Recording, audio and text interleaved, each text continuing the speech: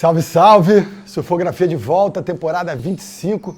Já está rolando depois de uma pausa estratégica nesse verão escaldante no Sudeste e Sul, no Brasil inteiro. E, obviamente, nesse primeiro episódio, que vai dominar a pauta é o Pipe Pro. Não vou fugir da polêmica na finalíssima entre o Beron Mamiya e o Leonardo Fioravante, mas tem muita coisa para falar antes disso. A revolução feminina continua em curso. Os brasileiros fizeram uma linda figura. Claro que a seleção é enorme, muita gente ficou pelo caminho. Então, bora falar sobre tudo que aconteceu nessa primeiríssima etapa do Championship Tour 2025. Se ligaram que tem logo novo na área, né?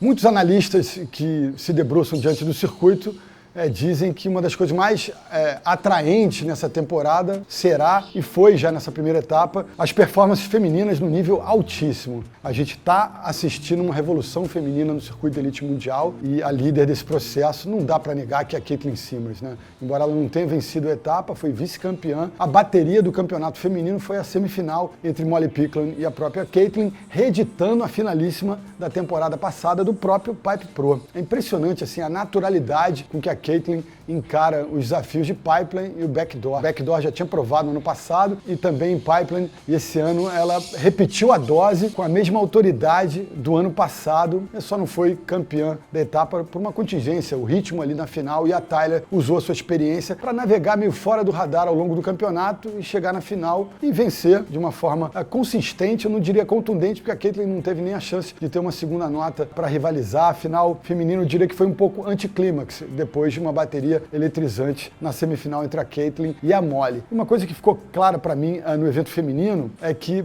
tem algumas meninas tops da primeira prateleira do circuito de elite mundial que não tem uma técnica refinada para entubar de backside. Eu destacaria inclusive a campeã mundial e campeã olímpica, campeã mundial de 2023 e campeã olímpica Caroline Marks. Ela é muito cirúrgica de front e de back, manobrando, mas entubando, eu diria que ela é boa para a esquerda de frontside, mas de backside ela perdeu até algumas oportunidades ao longo do campeonato por simplesmente colocar para dentro e não conseguir seguir o trilho, gerar velocidade. Então ela está construindo ainda esse repertório. É claro que pode, por conta do Finals em Fiji, repetir a dose e ser campeã do mundo, mas quando tiver momentos de direitas tubulares, ela vai ter dificuldade. Infelizmente a gente perdeu Luana Silva e Tati Weston-Webb lá nas oitavas de final. Eu acho que elas estão precisando exibir um pouco mais de energia, um pouco mais de fome, raiva em alguns momentos ali decisivos, mas acho que a temporada é longa e elas ainda podem trilhar o caminho aí de luz, de brilho intenso, porque tem qualidades para isso. Vale destacar que a Luana entra aos 45 do segundo tempo, em função da ausência permanente agora da Stephanie Gilmore. Então ela vai ter a possibilidade de reforçar, fazer uma dupla com a Tati ao longo de toda essa temporada de 2025. E nós aqui do Surfografia desejamos toda a sorte para a dupla. A seleção, o campo completo de brasileiros 12, 2 meninas e 10 rapazes. Então vamos lá, a gente perdeu logo na repescagem de uma forma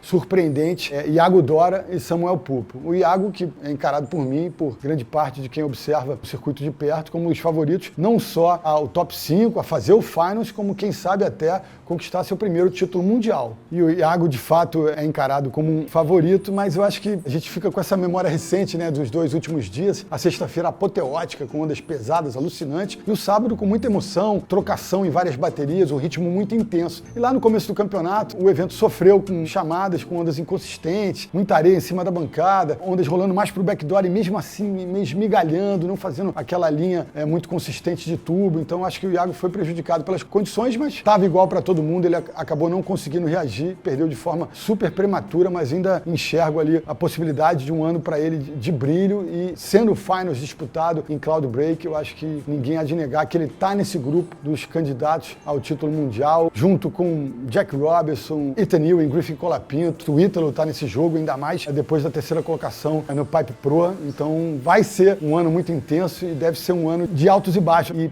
por que não? Por conta da temporada inteira, o Felipe Toledo também pode estar nesse grupo dos 5 melhores. Eu acho que, claro, que em feed, em Cloud Break, se a gente tiver uma condição de mar muito pesada, talvez ele não seja um favorito, mas pelo roteiro que a gente tem no CT esse ano, o Filipinho deve estar ali lutando por essas 5 primeiras posições no ranking e a gente pode ter mais gente aí invadindo essa festa. O Iago sofreu um pouco com essa condição do mar e eu acho que o Sami Pupo, no caso, foi aquele acidente que ele acabou sofrendo dias antes do campeonato, perdeu um pouco o prumo ali, né? Eu acho que se espera muito do Sami também, foi número 1 do CS, é um garoto que já tem experiência no CT, bom de backside, bom de front, tem um repertório ultra variado, domina ondas de consequência, tem os aéreos no seu repertório, então acho que o Sami e Iago vão nas próximas etapas e muito além da primeira rodada, vão deixar esse péssimo resultado no Pipe Pro para trás já, inclusive na etapa que vai começar ainda essa semana lá em Abu Dhabi, nas ondas artificiais, agora com água salgada, um advento que pode trazer mais flutuação para as pranchas e performances ainda mais espetaculares. Na sequência, a gente tem 3 surfistas que perderam na rodada dos 32 competidores, encerrando suas participações na 17ª colocação geral. Edgar Groja, DVD e Alejo Muniz. O Edgar, que perdeu para o Ítalo Ferreira, mostrou atitude, mostrou apetite em ondas pesadas, usando um capacete, que eu acho que vale a pena. A segurança em primeiro lugar sempre. Tem gente que não se acostuma, não usa, mas eu acho que vale a pena. O Edgar me pareceu adaptado ao acessório e viveu alguns bons momentos. Cara, pegou uma bomba para o backdoor, ficou navegando ali por dentro, na frente da bola de espuma, durante um tempão acabou caindo na porta,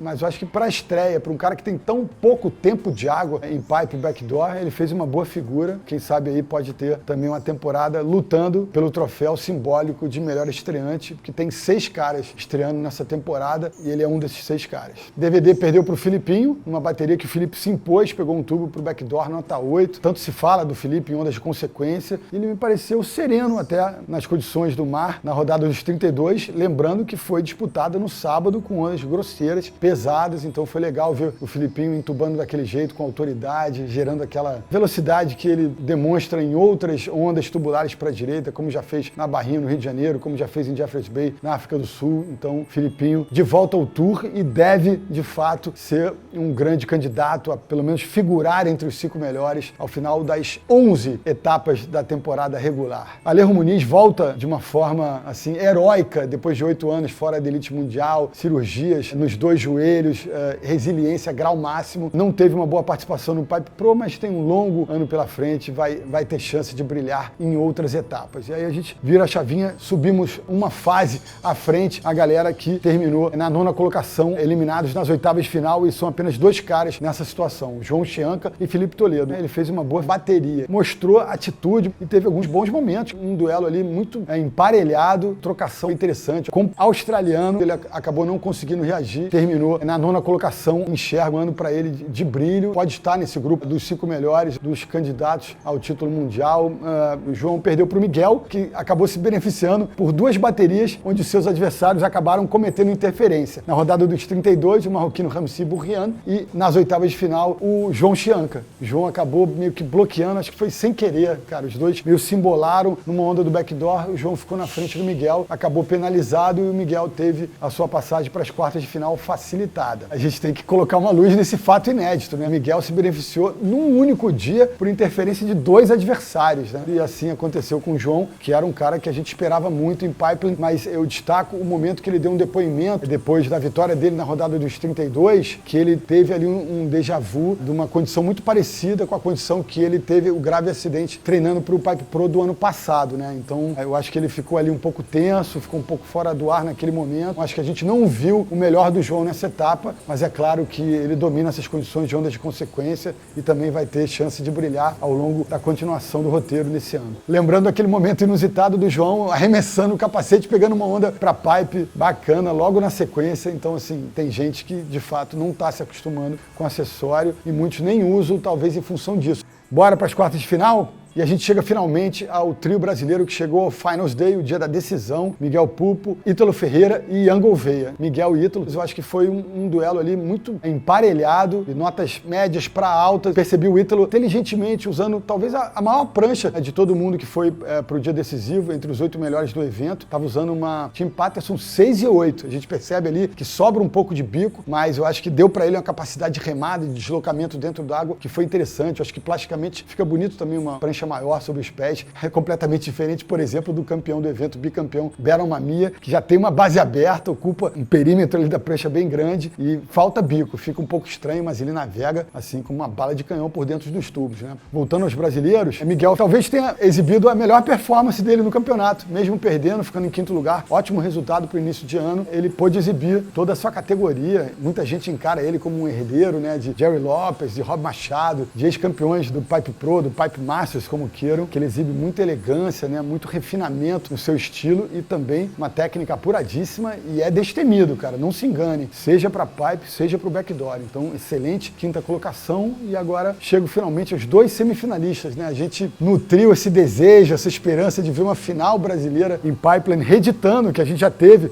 na era dos Pipe Masters, né? 2 finais entre brasileiros. 2015, Adriano de Souza sendo campeão mundial e campeão do Pipe Masters numa final contra Gabriel Medina. E 2019, Ítalo Ferreira e Gabriel Medina. Ítalo ganhando o evento e ganhando também o título mundial. Essa finalíssima entre os dois, 2019, Gabriel e Ítalo, acabou, eu acho que, disparando, dando a ideia para os organizadores da Liga Mundial de Surf de criarem o formato do Finals para que, de fato, a gente coroasse o campeão mundial ao final de cada temporada numa única bateria. Então, acho que aquela decisão entre o Ítalo e o Gabriel pode ter dado ali aquela centelha, aquele insight, aquela ideia que acabou originando aí esse formato do Finals que a gente tem assistido desde 2021, definir o título mundial a cada temporada.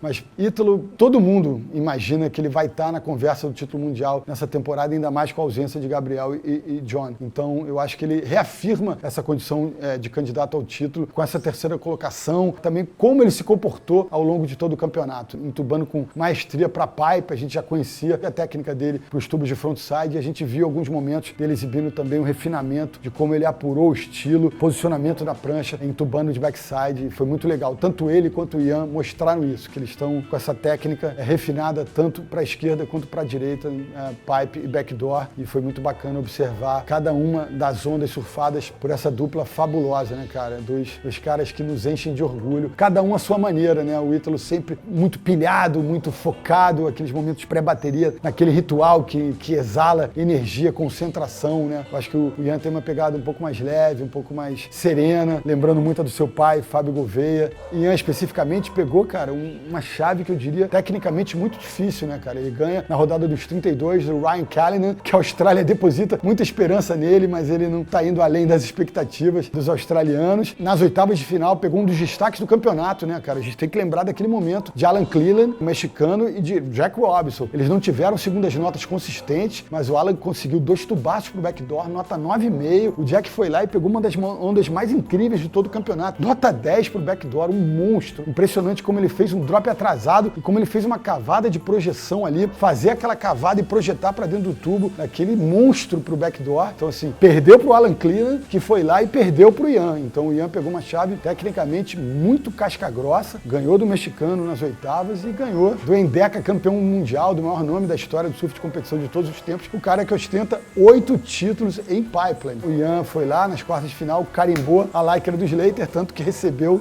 como uma lembrança desse momento a lycra do Kelly. Eu jamais vou esquecer que tenho que dizer isso. Falei no Instagram, transmissões lá no Sport TV, falei no Boia. Cara, o Kelly competiu com o pai do Ian, cara. Quando o Kelly conquistou seu primeiro título mundial em 1992, o Ian estava nascendo. O Ian não tinha nem 1 ano de vida, usando fraldas. E o Fábio Gouveia, pai do Ian, foi 5º do mundo, ganhou a prova do Japão na época do World Championship Tour. Hoje é só CT, só Championship Tour. Mas que coisa incrível, né? Como esse cara, como esse Kelly é interminável, como ele é, assim, onipresente. Claro que agora convidado na base da carteirada, mas eu acho que enquanto ele tiver nível técnico para desempenhar em ondas de consequência que ele ainda tem, eu acho que ele ainda vai ganhar alguns convites aí pela frente, quem sabe chega até esse recorde maior, insuperável de, quem sabe, chegar aos 60 anos competindo em alguma etapa do circuito de elite mundial. É possível. Então o Ian se projeta para as semifinais, alimentou nossa esperança de vê-lo na decisão, mas acabou superado pela competência do Léo Fioravante, que chegou pela 2ª vez numa final no Pipe Pro, tinha perdido para o Jack Robinson em 2023 e dessa vez perdeu para o Baron Mamiya, que chegou energizado por derrotar, né, um campeão do mundo, campeão olímpico, Ítalo Ferreira, na primeira semi. No dia da decisão, os regular footers, eu acho que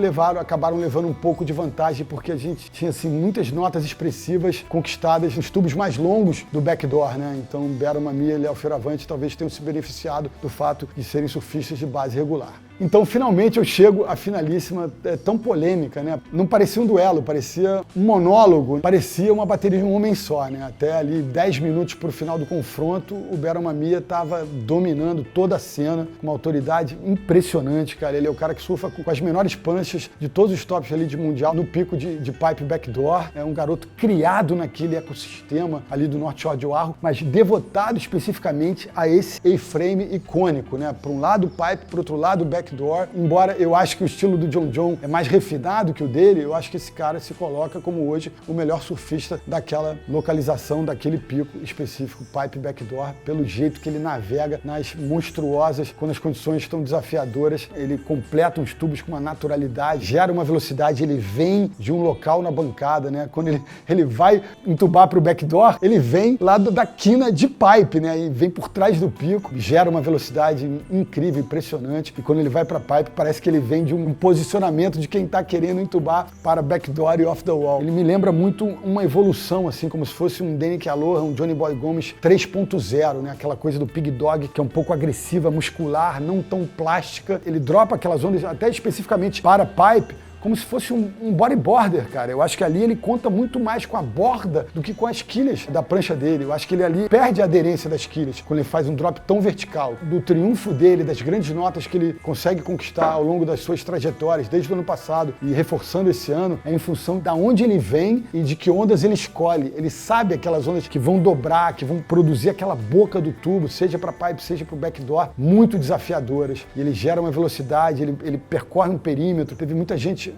inclusive comparando, né, o tempo de tubo das duas melhores notas. O Léo consegue inclusive ficar mais tempo dentro dos tubos do que o Beron, mas eu diria que a profundidade que o Beron alcança, da onde ele vem no pico, a velocidade que ele gera, eu acho que acabam impressionando os juízes mais do que a técnica do Léo, que pegou ondas um pouco menos, mesmo aparentemente elas tendo o mesmo tamanho, cara, elas não são iguais. Parecem que as ondas do Beron mais desafiadoras. A gente vê ali ele negociando e bombeando, né, conseguindo acelerar. A gente vê a prancha dele, inclusive, fazendo linha alta e linha baixa o tempo inteiro, algo que ninguém conseguiu exibir nesse campeonato da forma que ele exibiu. O Léo teve mais tempo de tubo, mas me parece controlando um pouco mais, de uma forma mais suave, com uma técnica soberba também, com refinamento. Fez aquele complemento de rasgada e batida, mas a juizada, desde o início do campeonato, não estava dando a mínima para rasgada e batida. Quando os tubos se apresentavam, o que eles queriam era aquela grosseria, a galera vindo nas bombas, despencando no drop e negociando com a bola de espuma o mais próximo possível da bola de espuma e não na portinha, conseguindo ficar encoberto pela onda, mas sempre ali no limiar da boca do tubo. E na hora eu estava observando, já não estava mais no Sport TV, observando a final com atenção, revi, ouvi a transmissão internacional, a transmissão em português, ouvi os comentários da galera da Austrália, dos Estados Unidos, galera do Brasil. Eu sei que boa parte comprou essa ideia da virada do Léo. Na hora eu também fiquei emocionado, até mandei mensagem em alguns grupos de WhatsApp. E aí, operar no italiano, será? Mas aí depois eu me debrucei, assisti os replays, ouvi o que a galera disse no Brasil e no mundo e formei essa opinião